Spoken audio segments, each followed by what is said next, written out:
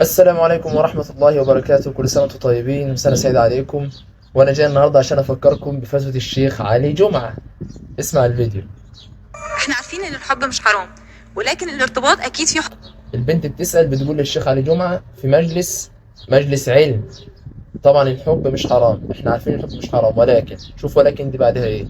حرمانيه ان انا مثلا ولد وبنت ينزلوا مع بعض ويخرجوا مع بعض، سواء بقى بعلم الاهل او من غير علم الاهل، فده مش المفروض حرام؟ ما دام انت شايف. البنت بتقول له، البنت والولد لما يخرجوا مع بعض ويتصاحبوا ويمشوا ويطلعوا ويجوا، مش ده المفروض بتفرض عليه العقلية نفسها، والعقل نفسه بيفرض اللي ده حرام. فهو بص بيقول لها الشيخ علي، فانه ده حرام هيبقى حرام. ليه؟ لانه بالشكل ده تخلينا عن اصل العلاقه وهي العفاف. العفاف. طب بالله عليك انت اللي بتسمع دلوقتي، إيه اي عفاف بين امرأة ورجل او بين شاب وفتاة؟ هيجي منين العفاف؟ يا عم الشيخ عفاف لما سمعت انحرفت. عفاف نفسها لما سمعت كلام الشيخ انحرفت، وهتطلع بكرة في العيد وتعمل حاجات لا ترضي الله ولا ترضي رسول الله صلى الله عليه وسلم. اسمع. في اولاد بالشكل ده قدح. انا نازل لغرض معين في مخي، ايوه وهي نازله لغرض معين في مخها، يبقى مفيش عفاف. بالظبط. يبقى هننتقل الى دائره الممنوع. مش هو ده اللي احنا بنقوله. بنقول يا جماعه العلاقه دي وجد فيها العفاف كان بها، لم يوجد فيها العفاف إياكم إياكم. طيب خطر في بالي من بعيد كده إنه بلاها عفاف.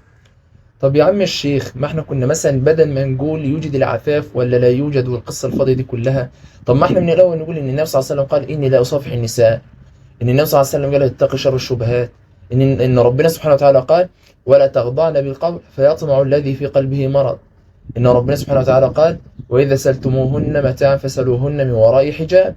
كنا نقول كده، الأولى لينا كنا نقول لا، ما ينفعش، لأن ده باب فتنة كبير قوي. ربنا سبحانه وتعالى قال ولا تتبعوا خطوات الشيطان، مش تمشي ورا الشيطان، لا ما تتبعش خطوات الشيطان اللي يخليك تنزل مع واحدة، وانك تطلع مع صاحبتك، وانك تتكلم معاها في الفون، وانك تقابلها في مكان وتقعد في مكان عام. دي خطوات من خطوات الشيطان، في الاخر بيوصلك ليه؟ للي هو حد من حدود الله والزنا والعياذ بالله. فاحنا الاولى لينا كنا قلنا ايه؟ لا ما ينفعش. اذا كان الخطيب ما ينفعش يخرج ويخلو بالمخطوبه بتاعته او بخطيبته، الوقت احنا نطلع شاب عنده 20 سنه مثلا وفتاه عنده 18 سنه، يطلعوا عادي ويجوا ويتصاحبوا، بس اهم حاجه يكون في عفاف. نيجي بالعفاف منين؟ اسمع. يبقى أرجع خطوتين وراجع نفسي وعيب نفسي وانسحب وهكذا. نعم اتفضلي. كان عندي سؤال تاني. ايه هو؟ انا بس عندي سؤال بقى عن الصداقه.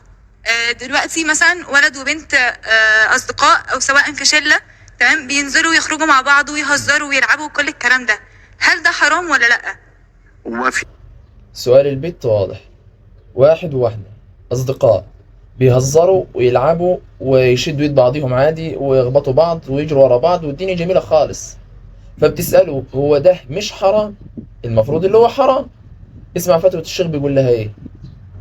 مع ان الشيخ لو عنده فتاوى وانا قلت له يا شيخ كذا كذا واعمل كذا ونهزر ونجري صداقه ويبقى في عفاف، الشيخ هيقول لك لا، بس نسمع كلام الشيخ. مفيش في نية لا كل مفيش واحد اي نية، منهم. هو بس صداقة وبيهزروا وكل الكلام ده مع بعض، فده مش المفروض اختلاط وحرام؟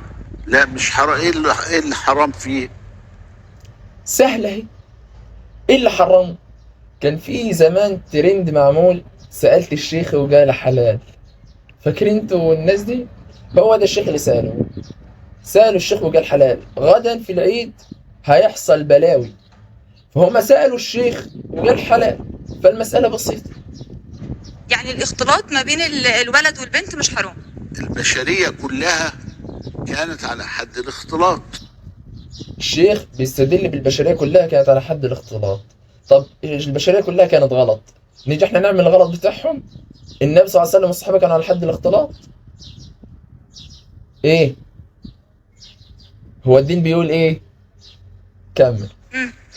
فمش حرام. لا، ما ربنا ما خلقش الكون ده كله وده موجود عند البدو. البدو لا يمكن فيهم تحرش او ما عندهمش ابدا هذا طب دلوقتي احنا مالنا؟ البدو ما عندهمش تحرش، هنا في تحرش، هنا في بلاوي هتحصل. حاليا في زماننا دوت النبي صلى الله عليه وسلم يقول لك في رواية علي بن الحسين ستكون فتن كقطع الليل المظلم. قالوا فما المخرج منها يا رسول الله؟ قال عليكم بكتاب الله. هل يا شيخ علي ربنا سبحانه وتعالى قال في كتابه اللي هو ينفع بس يبقى فيه عفاف واللي نطلع ونخش ونقعد ولا لا؟ ايه يا شيخ؟ كلام. تمام. طيب الارتباط بقى خصوصا مثلا في هذا السن اللي احنا فيه، او السن اللي الانسان لسه عقله بيتكون فيه وكل الكلام ده، مش المفروض مثلا ان احنا نحافظ على نفسنا في الفترة دي، او الاهل يحافظوا على اولادهم في الفترة دي، لان هم لسه مش مدركين اذا كانت مشاعرهم دي صح اصلا ولا غلط؟ ماشي، اعملي كده. دي اكبر مصيبة. البنت هنا بتسأل عن ايه؟ عن الارتباط. يعني واحد بيحب واحدة، دي لا صداقة ولا شغل ولا اي هبد من الهبدات اللي حصلت دي. ده واحدة يرتبط بواحدة يعني في قصة حب، يعني فيه كلام، يعني فيه حديد، يعني فيه وصول، يعني فيه مكان بيتقابلوا فيه، يعني ويعني حاجات كتير جو. تمام.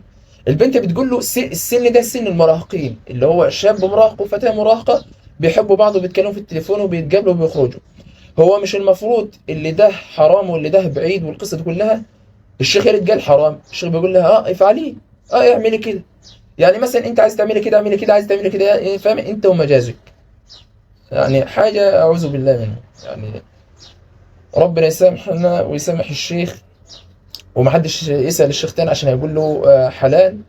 ومعايا فيديوهين 3 تاني هنزلهم برضو ان شاء الله. السلام عليكم ورحمة الله وبركاته. وقبل ما نقفل الفيديو يا شباب، اقسم بالله اي علاقة بين راجل وامرأة حتى لو انت بتقومها لصلاة الفجر اقسم بالله حرام. النبي صلى الله عليه وسلم قال اني لا اصافح النساء. ده واضح. ربنا سبحانه وتعالى قال في سورة البقرة ولا تتبعوا خطوات الشيطان. ليه؟ الشيطان هيقلك اللي دي اختك، واللي انت انسان عفيف وهي عفيفة، وان الغلط استحالة يحصل، واني انا ايماني قوي ومش عارف ايه. طب ربنا سبحانه وتعالى قال وخلق الانسان ضعيف. الانسان نفسه ضعيف هيميل. ربنا سبحانه وتعالى قال ولا تخضعن بالقول فيطمع الذي في قلبه ايه؟ مرض. لان انت اول ما فتاة بتبتسم لك تاني مرة تبتسم يحصل هزار نجرى لبعضينا نطلع ونخش، وهي القصة الفاضية دي كلها. انت بيجي لك عبار او شعور الانسانة دي بتحبني، والانسانة دي كذا وكذا، والانسانة دي سهلة، والانسانة دي مش عارف ايه، ويبدأ يهيئ لك بقى لحد والعياذ بالله ما تيجي ايه في الحرام. فمسألة انك تقابل بنت او تقعد مع بنت او تكلمها في التليفون او تصحيها لصلاة الفجر او تحفظ مع بعض القرآن او القصة دي كلها، ده كله حرام قولا واحدا حرام. حتى لو الشيخ قال حلال هو حرام. السلام عليكم ورحمة الله وبركاته.